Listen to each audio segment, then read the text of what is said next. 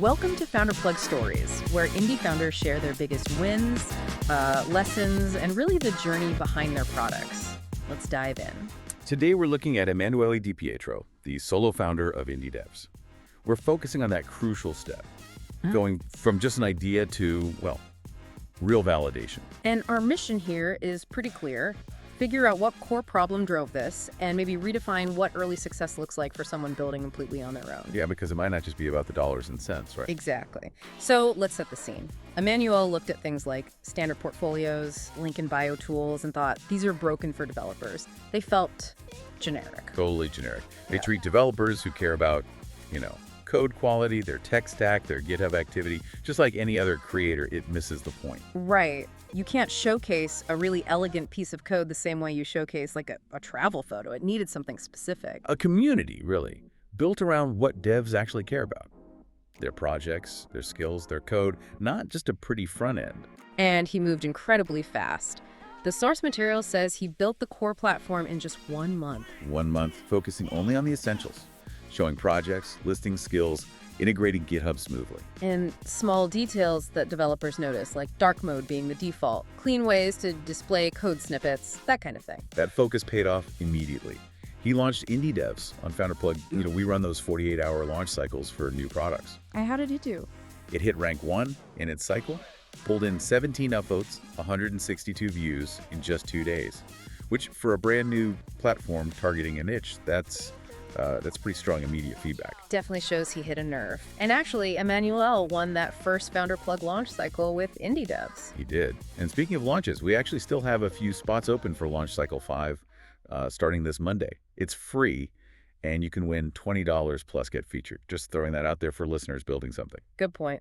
So after that launch, the after picture shows real progress, a growing community, actual revenue, $26 MRR. Monthly recurring revenue.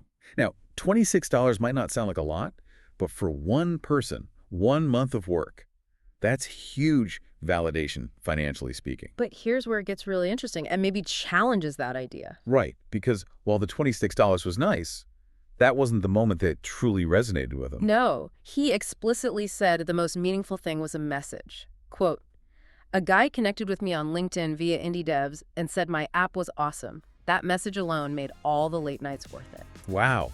That hits differently, doesn't it? It speaks volumes about building something people genuinely value. That connection, that feeling of solving a real problem for someone. Yeah, it's that emotional currency, especially early on.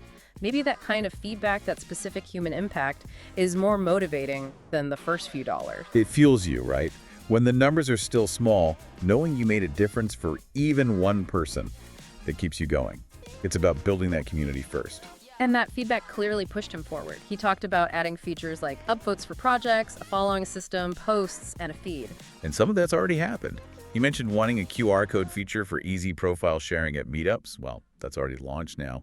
He also just shipped a new onboarding flow, apparently. So he's iterating fast. I saw he just crossed, 1,200 followers on X too? Seems like the momentum's building. Yeah, definitely hitting his stride. Which leads nicely into the key lessons, maybe what he learned the hard way. Right. He mentioned regretting being too in my head before launching, focusing too much on trying to perfect every little thing internally. The classic trap. He realized he should have put it out there sooner, been more public on platforms like X or YouTube, and actively asked for that raw, open feedback earlier. Instead of polishing in the dark, basically. Let people kick the tires. His core advice for other founders is pretty blunt, but real. He says, it is going to be hard. It is going to take time. You will fail. But that's normal. Oof. Brutal honesty, but necessary. But the solution isn't just a brace for impact. It's be consistent. Keep your head up, keep pushing, and crucially, listen to the feedback and iterate. Don't just build what you think is perfect.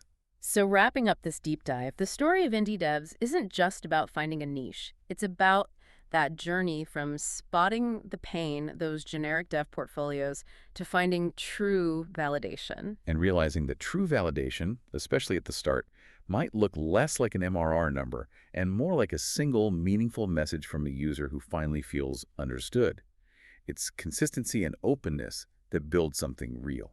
Which leaves you, our listener, with something to think about. Yeah. If you're building something right now, forget the first dollar for a second.